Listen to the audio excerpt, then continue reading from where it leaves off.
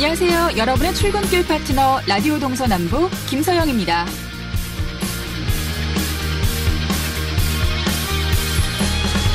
지난 4월에 동해안 대형 산불. 우리의 기억은 아직도 뚜렷한데 정부 관계자나 국회의원들은 벌써 잊었나 봅니다. 강원도 소방본부의 대형 소방헬기 배치 사업 예산이 내년도 행정안전부 예산안에 포함되지 않았습니다. 올해 2월 합천에 추락한 경남도 소방헬기와 지난 10월 추락한 119 구조본부 헬기의 신규 도입에 우선순위가 밀린 것으로 전해지는데요. 물론 정부 예산안은 국민이 내는 세금입니다. 함부로 쓸 수 없죠. 한 번에 세 대의 헬기를 구입하는 게 부담이 될 수도 있습니다. 하지만 강풍이 자주 부는 동해안은 작은 불씨도 큰 산불로 번질 수 있기 때문에 강풍에도 운항이 가능한 대형 소방헬기가 꼭 필요합니다. 그런 소방헬기를 구입하는 게 불필요한 낭비는 아닐 겁니다. 당시 정부와 정치권까지 나서 필요성을 수없이 강조해놓고 이제와 나몰라라 하는 건 어떻게 받아들여야 할까요? 아직 국회 심의 과정이 남아있는데요. 꼭 편성될 수 있길 다시 한번 기대해보겠습니다. 11월 29일 금요일 라디오 동서남북 지금부터 시작합니다. 네, 라디오 동서남북 오늘도 아침 신문으로 시작하겠습니다. 강원일보 이하늘 기자와 연결돼 있습니다. 안녕하십니까? 네, 안녕하세요. 네, 오늘 첫 번째 소식 들어보겠습니다. 조금 전 오프닝에서도 이야기를 했지만 정부의 내년도 예산안에 이제 강원도 대형 소방 헬기와 관련된 예산이 포함되지 않았다고요? 네, 맞습니다. 동해안 대형 산불 이후에 강원도에 대형 소방 헬기를 운용해야 한다는 목소리가 높았는데요. 정부의 내년도 예산안에는 이와 관련한 예산이 반영되지 않았습니다. 도소방본부에 따르면 내년도 행안부 예산안에는 강원도 대형 소방헬기 구입을 위한 비용이 반영되지 않았습니다. 당초 도소방본부는 소방안전교부세 115억 원과 지방비 135억 원을 분담해서 총 250억 원가량을 2, 3년에 걸쳐 확보하는 방안을 구상하고 첫 해인 내년의 경우에는 60억 원 정도의 예산 편성을 기대했습니다. 이것을 위해서 강원도와 도소방본부는 대형 소방헬기 배치를 위해서 소방청과 행안부를 수차례 방문을 했고 예산 지원을 건의해왔습니다. 네, 강원도 대형 소방헬기 예산이 우선순위가 밀렸다라고 하잖아요. 좀 자세하게 들어볼까요? 네, 올해 2월 합천호에 추락한 경남도 소방헬기와 또 10월에 추락한 중앙 119 구조본부 소속 헬기의 신규 도입에 우선순위가 밀린 것으로 전해졌는데요. 결국 올해 4월 산불 발생 당시에 정부와 또 정치권까지 나서서 동해안 대형 소방헬기의 필요성을 수없이 강조해놓고 수개월이 지나자 나몰라라는 셈이 돼버렸습니다. 네, 내년에 예산 배정이 최종적으로 안 된다고 하면 강원도 대형 소방헬기가 언제쯤 도입이 될 수 있을지도 궁금합니다. 네, 이런 상황이 계속된다면은 대형 소방헬기 배치는 1년가량 지연될 전망인데요. 기종 선정을 위한 입찰과 또 헬기 제작, 헬기 운송까지 2, 3년이 필요한 것을 감안하게 되면은 2022년 말이나 혹은 2023년 초쯤에 배치가 가능할 것으로 예상되고 있습니다. 강원도 소방본부는 정부의 예산 반영을 지속적으로 요청하는 한편 예산 반영 이후에 즉시 구입 절차에 들어갈 수 있도록 준비 작업을 철저히 한다는 방침을 세웠는데요.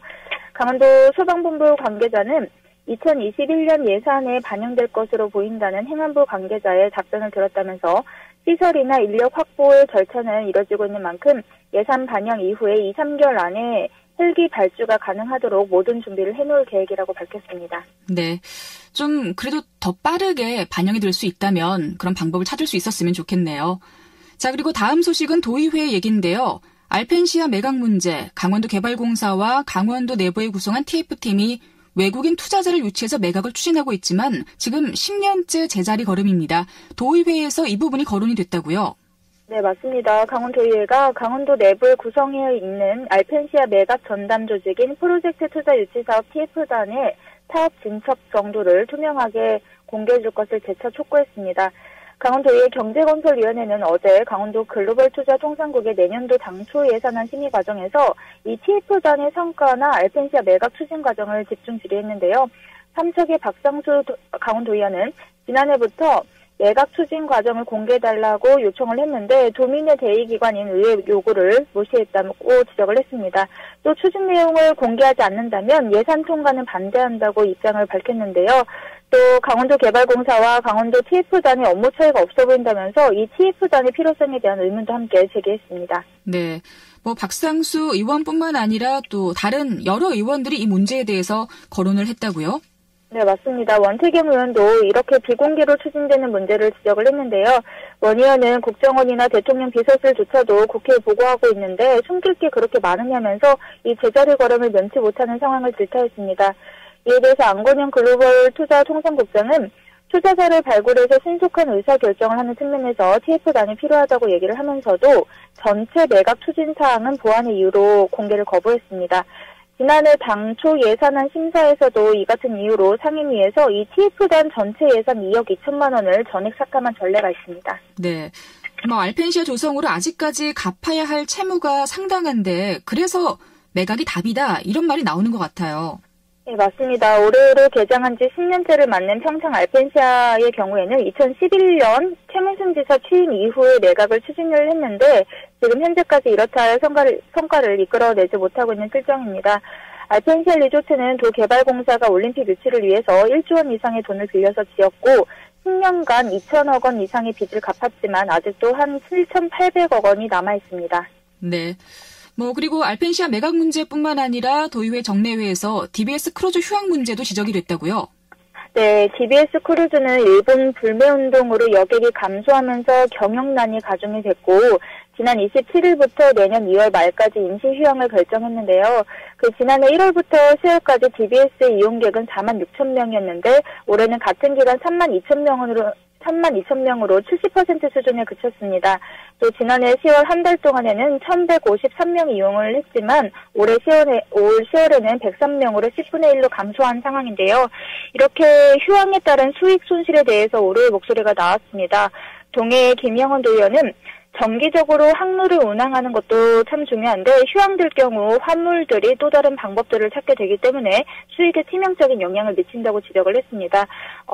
또 이 밖에 레고랜드 지원가의 내년도 전체 예산이 전년 대비 70억 원이 감액된 것도 문제로 지적이 됐는데요. 또 4,800만 원으로 편성된 것에 대해서 적은 사업들을 도대체 어떤 업무를 추진할 것이냐면서 이런 지적도 있었습니다. 레고랜드 성공을 위해서 새로운 사업 발굴을 주문하기도 했습니다. 네. 자, 오늘 아침신문 강원일보 이하늘 기자와 함께했습니다. 고맙습니다. 네, 감사합니다.